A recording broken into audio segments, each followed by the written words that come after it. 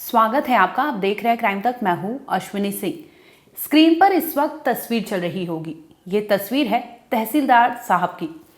इनका नाम है शत्रुघ्न सिंह चौहान। ये बकायदा तहसीलदार के पद पर तैनात है, ग्वालियर में रहा करते हैं। इसी दरमियान एक रोज इनकी बीवी पुलिस थाने पहुंचती है। बीवी ने अपने ही पति पर आरोप लगाए थे। ये आरोप यौन उत्पीड़न को लेकर इस महिला ने आरोप लगाए थे कि इनका जो हस्बैंड है उन्होंने यौन उत्पीड़न किया है। ना सिर्फ अपनी बीवी का बल्कि कई महिलाओं का उन्होंने जिक्र किया, यानी एक से ज्यादा महिलाओं से उनके हस्बैंड का संपर्क था, ऐसे महिला का एलिगेशन था। पुलिस मामला दर्ज करती है, जिसके बाद जांच पड़ताल करती है और जैसे ही मामला पुलिस तक पहुंचता है, पुलिस को ये पता चलता है कि तहसीलदार जो साहब है चौहान साहब, इन पर पहले भी मुकदमा दर्ज हो चुका है। पहले भी कई महिलाएं सामने आई हैं जिसमें इन पर इस तरह से सेक्सुअल हैरेसमेंट का आरोप लगा हुआ है। अब पुलिस जांच के लिए विवश हो जाती है कि अब इतने तरह के आरोप लगे हैं और थक हार कर उनकी जो चौथी नंबर की बीवी होती है वो भी मुकदमा दर्ज कराती है। जिसके बाद पुलिस इस केस को लेकर तहकीकात में जुट जाती है कि आखिर मकसद क्या है और ये तहसीलदार साहब जो है इस तरह से अपनी बीवी के साथ क्या कुछ किए थे। पुलिस उनके पास पहुंचने की कोशिश करती है। इसी बीच आपको बता दें कि अफसर साहब जो है अपने घर से लापता हो जाते हैं, फोन स्विच ऑफ कर लेते हैं और वो कहीं छिप जाते हैं। इस दरमियान उन्होंने, क्योंकि उन्हें पता चलता है कि उनके खिलाफ मुकदमा दर्ज हुआ है, पुलिस उनके अरेस्ट वारंट भी जारी कर चुकी है। उन्हें गिरफ्तार करने के लिए पुलिस ढूंढ रही है। इस दरमियान आपको बता दें कि अफसर साहब जो है वो अंडरग्राउंड हो जाते हैं, कहीं किसी को भनक नहीं लगती, अपना मोबाइल स्विच ऑफ कर लेते हैं।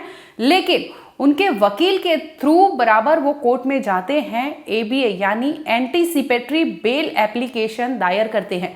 पहले जाते हैं डिस्ट्रिक्ट कोर्ट में, जहां पर उनकी याचिका वो खारिज कर देती है कोर्ट। इसके बाद क्योंकि मामला रेप जैसे संगीन आरोप का था और यौन उत्पीड़न को लेकर था, जिसकी वजह से इनकी अग्रिम जमानत जो होती है वो खारिज कर दी जाती है। अब मामला पहुंचता है हाई कोर्ट में। हाई कोर्ट में जाता है, जैसे ही वहां पर सेक्शंस देखे जाते हैं वैसे भी वहां भी एबीए रिजेक्ट कर दिया जाता है।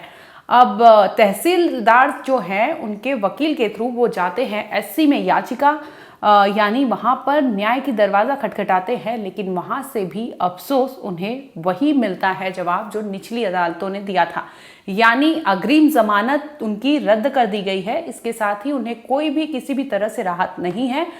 कोर्ट का, पुलिस का कहना है कि जांच पड़ताल में तहसीलदार जो साहब हैं वो इसमें कोऑपरेट करे। जांच एजेंसियां अगर उनसे कुछ सवाल करना चाहती हैं, अगर महिलाओं ने कुछ संगीन आरोप लगाए हैं तो इस पर वो अपना पक्ष रखे। अपने साथ जो हो रही है, अगर उनका एलिगेशंस है, क्योंकि महिलाओं ने ये सारे आरोप लगाए हैं, तो इसके खिलाफ उनके पास अगर सबूत है तो वो पुलिस को दे, कोर्ट में दे, ताकि इस केस को लेकर जांच पड़ताल हो सके। लेकिन आपको बता दें कि जो शत्रुघ्न है अफसर साहब, वो लगातार 1.5 महीने से लापता है। उनकी चौथी बीवी ने यह आरोप लगाया, जिसमें उन्होंने कहा कि लगभग 14 साल पहले उनकी वो विडो हो गई थी, जिसके बाद वो कांटेक्ट में आ जाती है इस अफसर के और इन्होंने उससे चौथी शादी की थी। लेकिन शादी के दरमियान भी इन्हें पता चलता है कि इनके कई महिलाओं के साथ रिलेशन है और इनके बीच में कई बार झगड़े होते थे। लेकिन बावजूद इसके चीज़ें कम होने का या रुकने का नाम नहीं ले रही थी, जिसकी वजह से महिला पुलिस के पास पहुंचती है और मामला दर्ज कराती है। बता दें कि जो महिला पुलिस थाने में पहुंची थी, उनका ये कहना था कि शादी का वादा करके उनसे लगातार शत्रुघ्न सिंह चौहान जो तहसीलदार हैं वो उससे लगातार उसकी अस्मत से खेलते थे, उसकी इज्जत लूटा करते थे। इस तरह से लगभग 16 साल तक उसका यौन उत्पीड़न किया गया है, ऐसा महिला का आरोप है। उन्होंने बकायदा अपनी शिकायत में ये सारी चीज़ें कही हैं, जिसमें उनका कहना था कि साल 2008 के बाद से ही वो आरोपी यानी तहसीलदार साहब के कांटेक्ट में थी और उन्हें वो झूठा झांसा दिए थे कि शादी करेंगे और इसके बाद वो बहला फुसलाकर उसके साथ लगातार सेक्सुअल हैरेसमेंट करते थे और उसका रेप करते थे। बता दें कि जैसे ही केस रजिस्टर्ड होता है, इसके बाद से ही आरोपी जो है तहसीलदार साहब वो फरार हो जाते हैं, जिसके बाद पुलिस दबिश डालती है जगह जगह पर कि कैसे भी उन्हें ढूंढा जाए।